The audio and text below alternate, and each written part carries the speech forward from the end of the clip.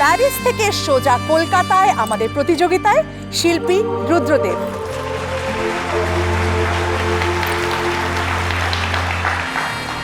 নমস্কার। এই সেরার সেরা মৃৎশিল্পী প্রতিযোগিতার আজকে প্রথম দিন।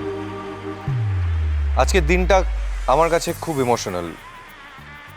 দিনটা নয়, এই বছরটা, কারণ এই প্রতিযোগিতার এটা প্রথম বছর এবং এই বছরের এটা প্রথম দিন। আমি সবার শুরুতেই শুভকামনা জানাতে চাই প্রত্যেক প্রতিযোগীকে। আজকের পর কালকে, কালকের পর পরশু, 3 দিন ধরে এই প্রতিযোগিতা চলবে। জোর কদমে শেষ দিন অবধি লড়ে যাওয়ার চেষ্টা আপনারা চালিয়ে যান। Fight hard. All the best everyone. Fight for it. ধন্যবাদ। রুদ্র, আমার একটা প্রশ্ন খুব জানতে ইচ্ছা করছে, বলি? কিসের টানে, ঠিক কিসের টানে সুদূর প্যারিস থেকে আপনার প্রচণ্ড ব্যস্ততার মধ্যে সবকিছু ছেড়ে এই প্রতিযোগিতায় আজকে আপনি কলকাতায়? এক কথায় বলি, বলুন। মাই রুট। বাংলায় আমার শিকড়ের টানে। হ্যাঁ, এটা ঠিকই যে আমি অনেক বছর ধরে বিদেশে আছি, কিন্তু এই দেশের, আমার নিজের দেশের সংস্কৃতি, নিজের দেশের ঐতিহ্য আমি কিচ্ছু ভুলিনি। আর সেই ঐতিহ্য, সেই সংস্কৃতি, আমার বাঙালিয়ানাকে নতুন করে ফিরে পেতে আমি এই প্রতিযোগিতার আয়োজন করেছি। আমি অন্তর থেকে ধন্যবাদ জানাতে চাই একটি মানুষকে, শ্রী সনাতন রুদ্র পাল মহাশয়। গোটা পশ্চিমবঙ্গ ওনাকে চেনে, আমিও চিনি, কিন্তু আমি কোনোদিন পার্সোনালি তাকে চিনতাম না, শুধু নামে চিনতাম আপনাদের সবার মতো। কিন্তু আমি বিদেশ থেকে আসার পর এখানে এসে যখন একটি ফোন করি ওনাকে, ওই একটি ফোন কলেই উনি এখানে এসে উপস্থিত হন। Thank you so much sir, thank you so much. Minu, এই রুদ্রদেব বারবার কথা বলতে বলতে তোমার দিকে তাকাচ্ছে, মনে হয় এখনো খুব রেগে আছে। কিন্তু কি কি বলতে কি চাও তুমি? দিদি ভাই, তুমি তো সবটা জানো না, তাই এর মধ্যে বেশি কথা বলো না। আমার যেটা বলার আমি সেটা বলবোই, ব্যাস। জানিস ভাই, মা কালকে ওনাকে দেখে, মানে রুদ্রদেবকে দেখে বলছিল ভীষণ চেনা চেনা লাগছে। করে চিনল? হ্যাঁ, আমরাও তাই বললাম, কি করে চিনলে? কিন্তু মা বলছে ভীষণ নাকি নিজের, মানে আপনজন লাগছে মায়ের। তাহলে তো ওনাকে গিয়ে সেটাই বলতে পারো, দেখো জিতিয়ে দেয় কিনা। জাহ্নবী, কেন আজে বাজে কথা বলছো? কি করবি বল, কি বলবি? যার যেটা স্বভাব। কাকি আর কাকা করা বন্ধ করবে?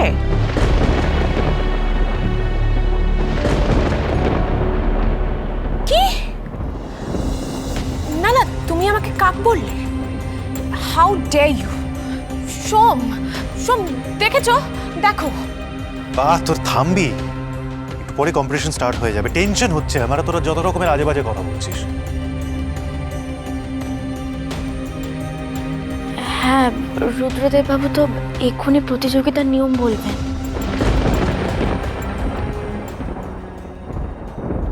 আমি এই প্রতিযোগিতার নিয়মগুলো আপনাদের বলি। এই প্রতিযোগিতা চলবে 3 দিন ধরে। প্রথম দিন আমাদের এই অডিটোরিয়ামে প্রত্যেক প্রতিযোগীকে একটা করে কিউবিকল দেওয়া হবে এবং সেইখানে তিনি তার সহযোগীকে নিয়ে নিজের কাজটি করতে পারবেন। সময় আছে পুরো দিনটা এবং পুরো রাতটা। প্রথম দিন কাজ হলো প্রত্যেক প্রতিযোগী তাদের নিজেদের ইচ্ছে মতো একটি মূর্তি গড়বে। আবার বলছি, সারা দিন সারা রাত ধরে তারা এই কাজটা করতে পারেন এবং সঙ্গে তাদের সহকারীকেও রাখতে পারেন। তারপর সেখান থেকে সেকেন্ড রাউন্ডে যারা যাবেন তাদের টাস্কটা আবার পরে জানা যাবে এবং ফাইনালি থার্ড দিন ফাইনাল দিন একটা অভিনব টাস্ক আছে সবার জন্য, সেটাও আমরা পরে প্রকাশ করব।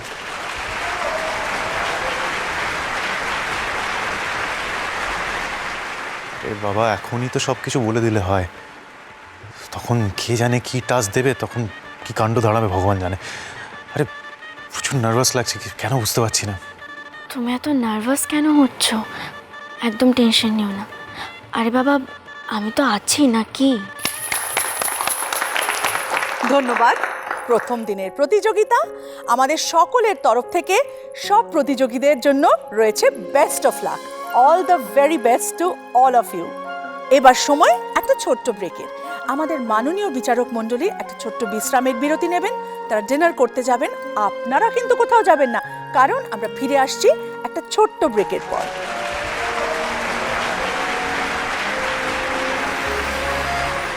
তাহলে প্রথমে আমরা মূর্তি বানাবো, তাই তো? হ্যাঁ, মা দুর্গার মূর্তি। আচ্ছা, তাহলে মাটিতে কতটা জল এই দিতে? বাবা, না না, দাঁড়াও দাঁড়াও। প্রথমে কেন মাটি করছো? সবার আগে তো কাঠামো তৈরি করতে হয়। আচ্ছা, এই দেখো, এই যে কঞ্চিগুলো সবার প্রথমে কাটতে হবে। সেদিন তো তোমাকে শিখিয়ে দিয়েছিলাম কিরকম ভাবে মাপ করে কাটতে হয়। শোনো না, তুমি না পারবে না, আমি কেটে দিই। না ঠিক আছে, আমি পারবো। না, সেদিন তো আবার আঙুলটা কেটে বসলে, দরকার নেই। কিন্তু বারবার একই জিনিস শোনায় না, তুমি আমাকে দাও, আমি করে দিচ্ছি। আমি তো বলছি। ঠিক আছে, সাবধানে। এই যে এইটা নাও। হাতটা সরাও।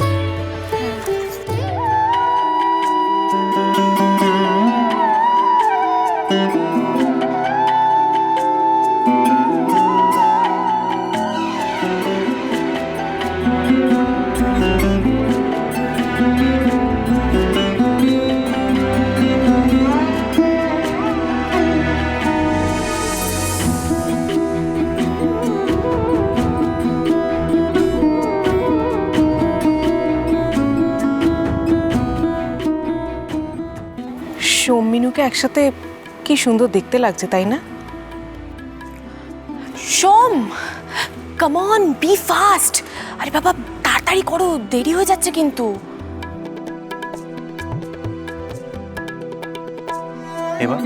এবার কাঠামো বানাতে হবে।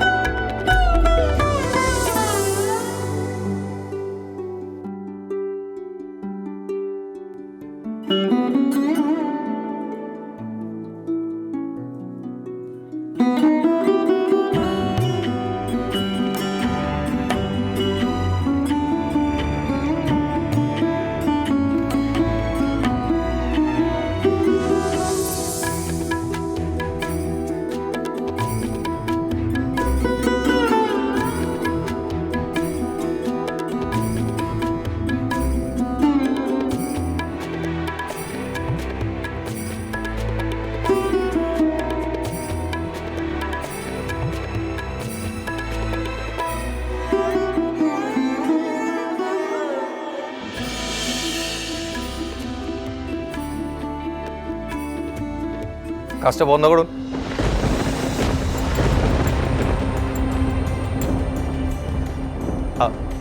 আপনারা?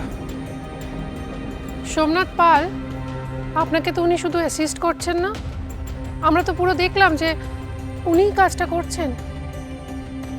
এরকম হলে তো ডিসকোয়ালিফাইড হয়ে যেতে হবে। বাজলো তো